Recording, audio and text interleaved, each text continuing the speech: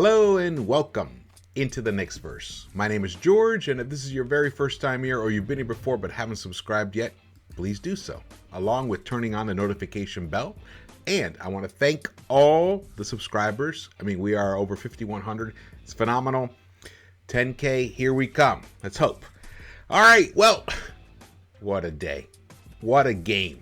This is, here we go. The Vision. This nasty napkin. I'm keeping it. I'm keeping it. Today we saw the young Knicks and some of the vets deliver an unbelievable thrashing of the Orlando Magic 118-88. You know, it wasn't even that close at one point. The Knicks, I think, had a 35-point lead, maybe even more so. Phenomenal victory for them, especially coming on the heels of that, very disappointing effort the day before. So this is the second game of a back-to-back to go down to Orlando, travel, and deliver this kind of performance. Fabulous. Quentin Grimes played. Deuce McBride played. They were coming off injuries of sorts, so it's hard to really analyze, what kind of game they gave us. However, it was nice to see them out on the court. Hopefully, they can finish the year strong. They have 3 more games to go. Crazy. We're down to it. 3 more games to go. And I want to thank you guys. I want to thank everyone who's watched any of these recaps at all or any of the pregame shows. It's made the whole experience so it's enriched it for me personally. Just the back and forth, the comments, even when we disagree, it illuminates something about something I had maybe overlooked. Just really loving all of that. And it's just disappointing for us that we're stuck with a coach, Thibs, who, I don't know, he lacks this. He lacks vision. He just doesn't have vision. Because if he had, he would never have forced us to endure Alec Burks as the starting point guard for this team. I'm going to get into that. Later because this is a feel-good recap. But I will get into that later. And I will also get into the other player who did not travel with the team down to Orlando to sit on the bench because he couldn't play. And it's one of the reasons why the Knicks, I'm going to hold off. I'm going to get into that. Let's get into this. Just so you know, I've had a few old fashions. I've been celebrating this game and just celebrating the fact that my belief, my belief in this player is actually coming true. It's being rewarded. I have believed in Immanuel Quickley since day one of the beginning of Into the Knicks-Verse. You can go back and watch the very first 2 videos, and they were about this guy. Now, the fact that he still is not starting is mind-blowing, number one. Just totally mind-blowing. Imagine this. Imagine you're the opposing coach. Any of the 60-something games that Alec Burks has started this season, and you're like drawing up a scheme and a plan. Do you even waste any time thinking about Alec Burks? Hey, by the way, I'm not dissing Alec Burks as a player. I was happy the Knicks re-signed him and brought him back. I think he's a phenomenal rotation piece for any team. A contender, any team would be lucky to have Alec Burks on the team. Just be clear about that. However, he's not a point guard, number one. Number two, he's probably not a starter on any contending team. So we went into the season thinking we were going to return to the playoffs. So at some point to twist your brain into a pretzel to justify starting Alec Burks, either that says you think this team is trash and there's no better options, or you're totally delusional. So it's one or the other. Not sure where, but I'm trying to be positive. Trying to be positive. Look at this. 20-10-10. Immanuel Quickley had a triple-double today. A triple-double for our guy. You guys know, I'm on record. Immanuel Quickley should be the starting point guard of the New York Knicks. I called it a while ago. I'm going to keep repeating it, and I'm repeating it because I'm hoping that somebody connected with the Knicks, any kind of influence or whatever, eventually watches one of my videos, and maybe this message will get to them. It was 100% a total mistake to not flip the backcourts earlier in this season. We could actually be happy for another reason right now. We could be happy because the team's going to the playoffs if we had done it, even with Derrick Rose getting injured. That's right. I wanted to flip the backcourts. I wanted Kemba, Fournier off the bench, let them work their thing out.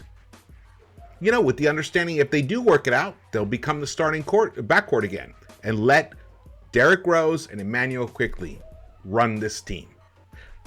And then, like I said before, you know, butterfly effect. If maybe Derrick Rose never gets hurt. Maybe the Knicks never go below 500 team. Maybe the Knicks actually do win 48, 49, 50 games.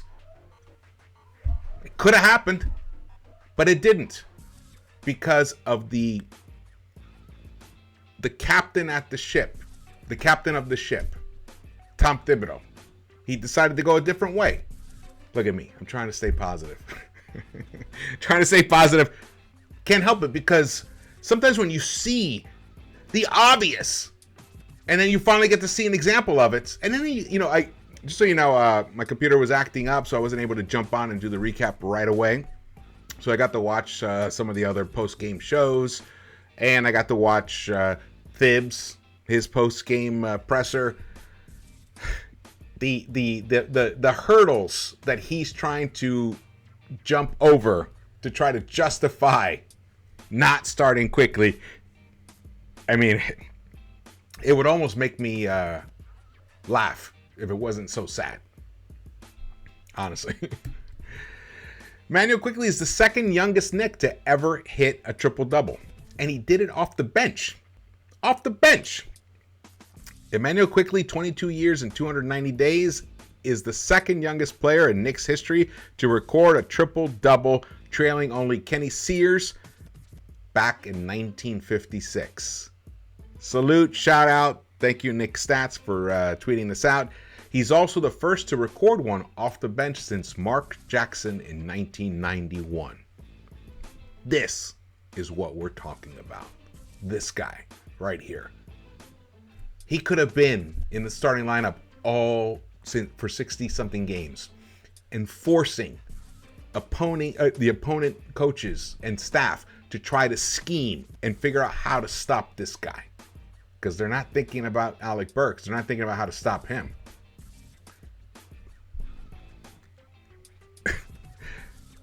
Immanuel Quickley is the only player with a triple-double off the bench this season.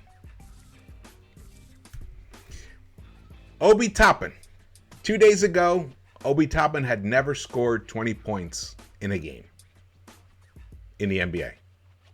He now has 2 games with 20 points. Back to back. Saturday, Sunday, 20 burger each for him. Stephen Bondi tweeted this out. The Knicks outscored the Magic by 46 points in Obi Toppin's 35 minutes. Knicks 118, Magic 88. So he was a plus 46. Wow. Here's the game flow. You know what? Let's go to the highlights. All right.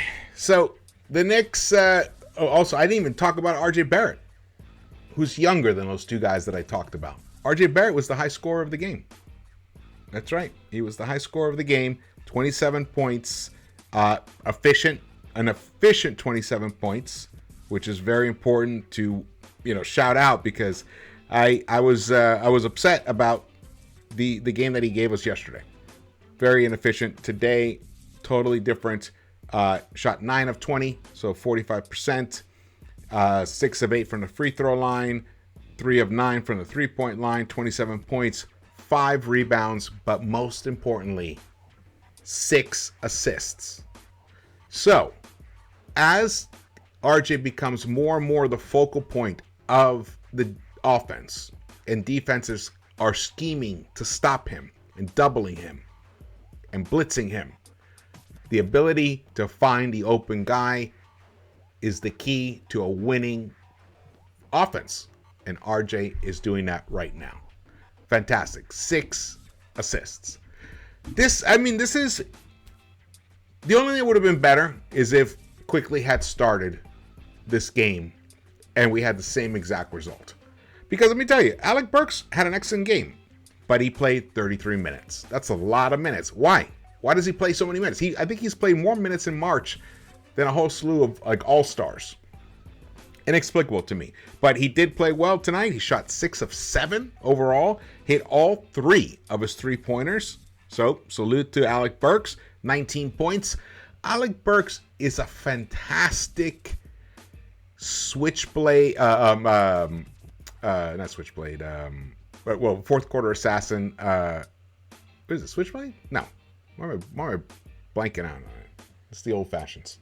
Alec Burks, Swiss Army knife. Jesus.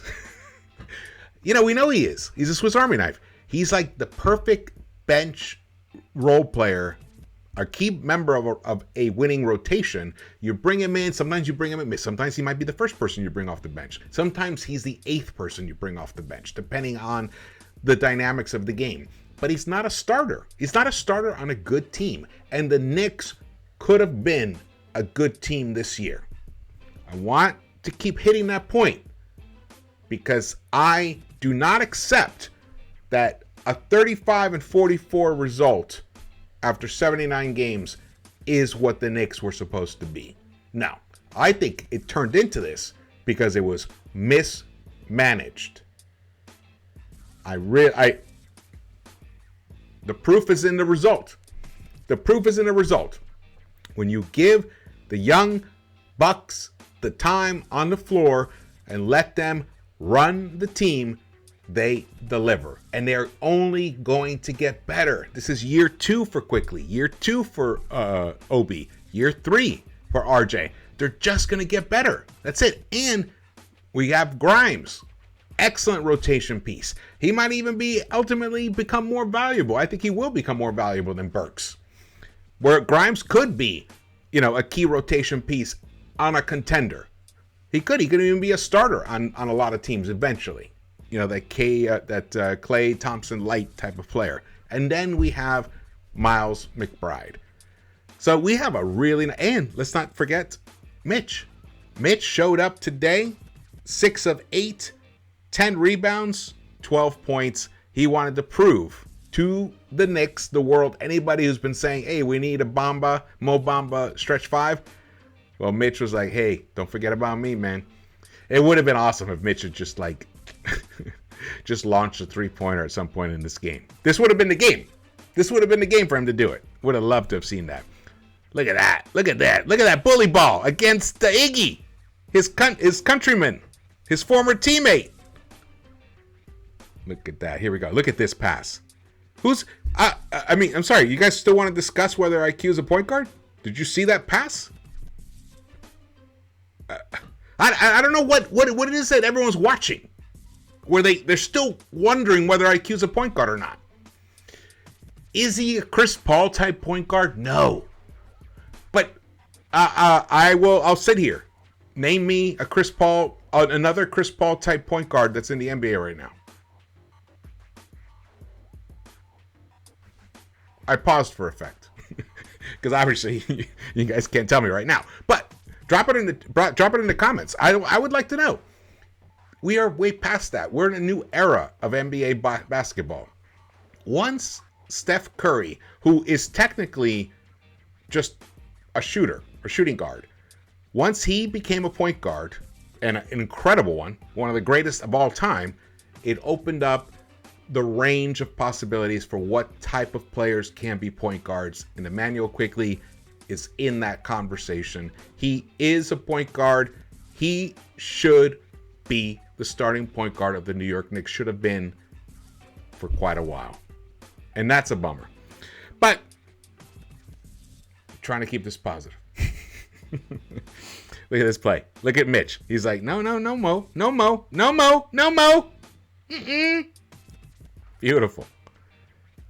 You got RJ over here. I think this is... oh, yeah, he came in for that one. I thought it was going to be the three-pointer because he passed to Obi for a three-pointer at one point. This is a nice play here. Now, again, the Magic, we're not talking about... They didn't have their even... I mean, they were depleted. Like I think I said before, I mentioned that Mo Wagner was out. Cole Anthony had to leave early in the game. So they were depleted some of their good players. And Suggs is out as well. But even still, you guys know, we are capable of losing to anybody. Anybody that's put out there. And they have career days against us. Well, it didn't happen today. Did not happen today.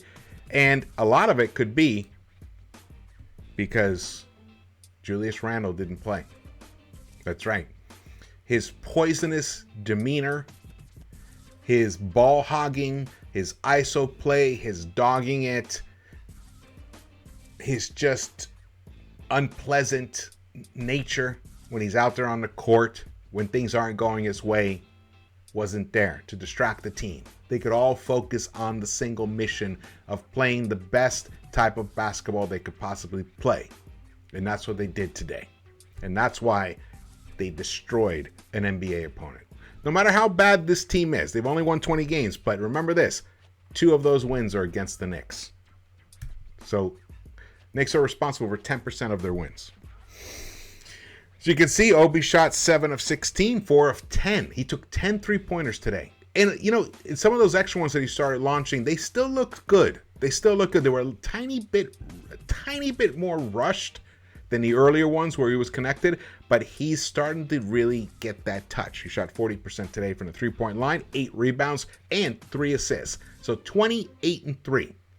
Would you rather have 28-3 from Obi Toppin or 20, 10, and 5 from Randle, plus all the crazy turnovers and the other stuff that comes with him?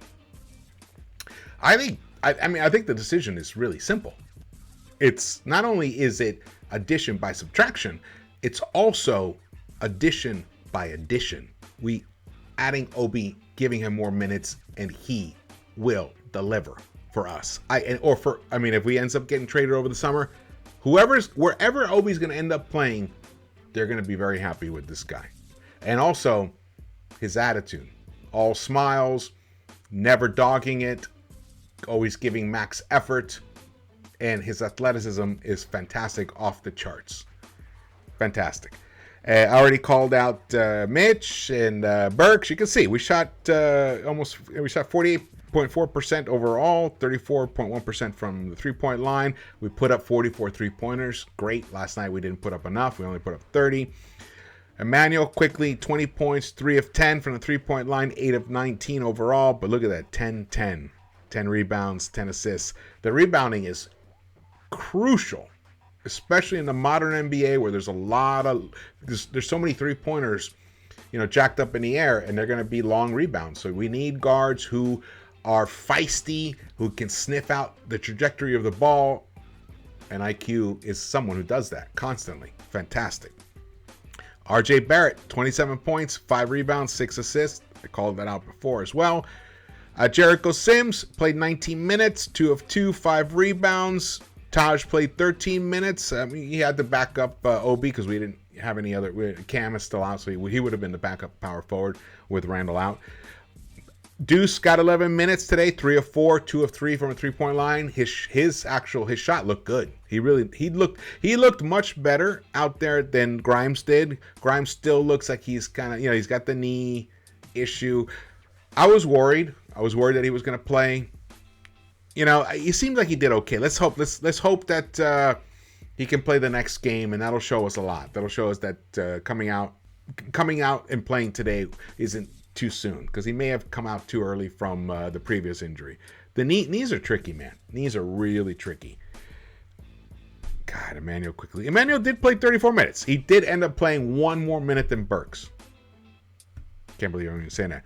Look, this is the kind of, look, Evan Fournier, we've all seen what he's been doing this season. He's been one of the best three-point shooters in the game. He's connected on he's the fifth highest in most three-pointers made, and he's in the top 10 top 15 overall in three-point shooting. But amongst those high-volume guys, has the best shooting percentage from the three-point line. So we know what he can do. Tonight wasn't a day he had it. He shot 1 of 5, 0-3. I mean, he went back. This is his former team, but he only played 15 minutes. That's the way you do it. That's the way you do it. Guy doesn't have it, give the minutes to the other guy. Don't force it. It's not something that Thibs does with Randall, though. That's something that has to change next season. There are so many questions for next season. This might be the single most important off season for the Knicks in, I would say, like 22 years. Since the decision to trade for Latrell Sprewell and bring him on this team, that offseason, which was obviously a fantastic trade, one of my favorites of all time. This offseason has that similar type of gravitas. Like, this could set the tone for years to come. I hope we do not screw it up. Luckily, we're getting data, information right now to help us fill in the blanks. But it's really coming because of injuries, not because of wise decisions by the coach. And I'm going to say the front office as well, because if the front office really wanted to see the kids, they would have forced the issue. They would have forced it and would have forced them to do it. Instead, we get Alec Burks starting and giving us 33 minutes. Now, he played an excellent game today, but he also started yesterday, and we lost yesterday. So, and here's the thing. We're out of the playoffs. We're not even in the play-in. So all the decisions that Thibs made all season long, the net result is that we are in the lottery. All that winning, all that player development that you sacrificed, Thibs, all it netted us is going to be a lottery pick, a low, not even a high lottery pick. Look at these plus minuses. Plus 46, Obi. Plus 24, Mitch. Plus 44, Burks.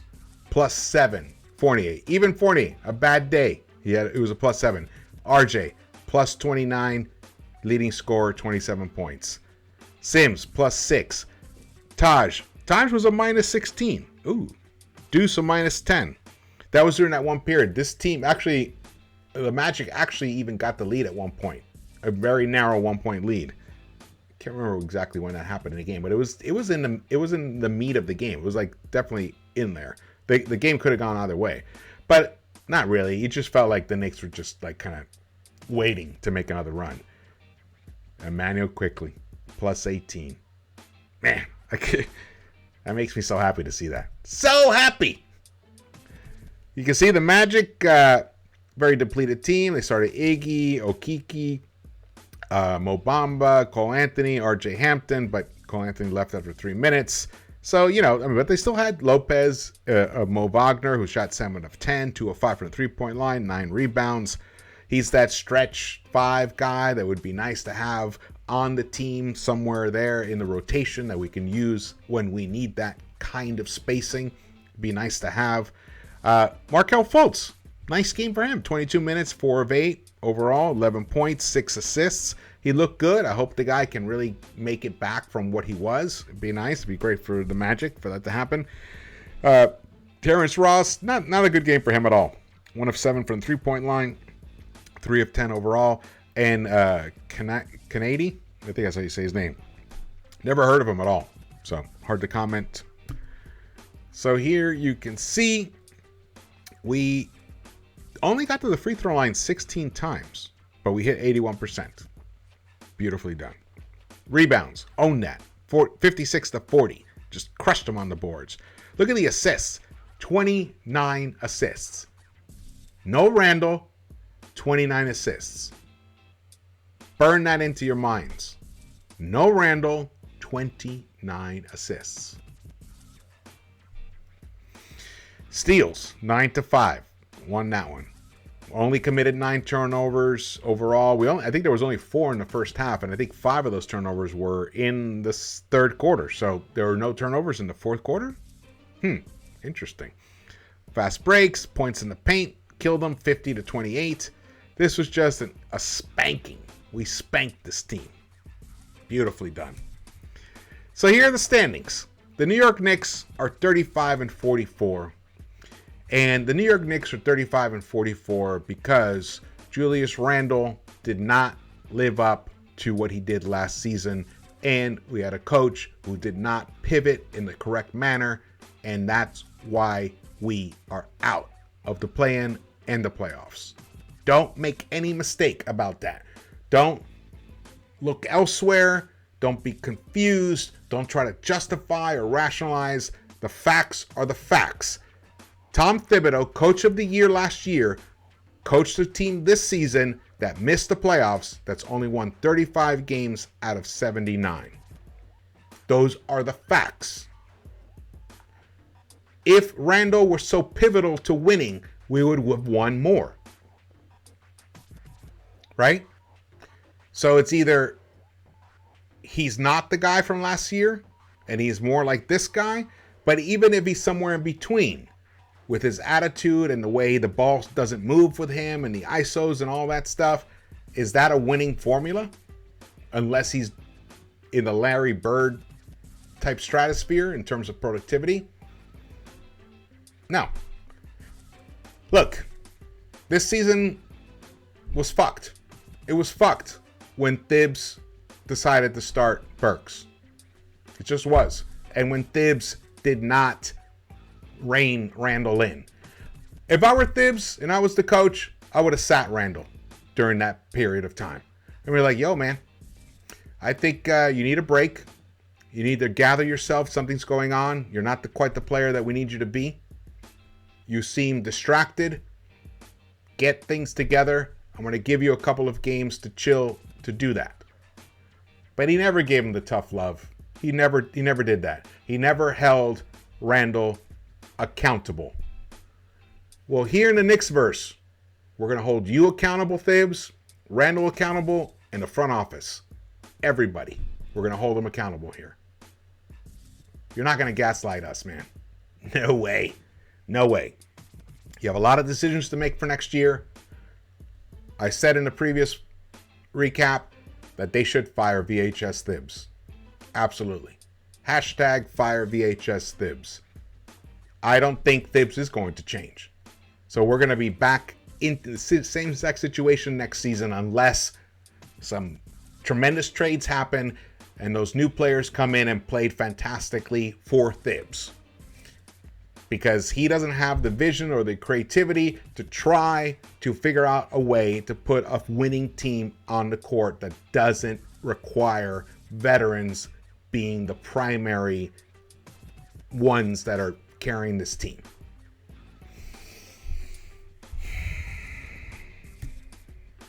$118.88. New York Knicks beat the Orlando Magic, led by the kids.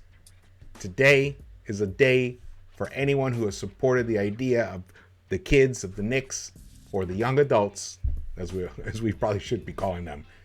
It's a fantastic, fantastic game for them. All right. Thank you guys for watching this.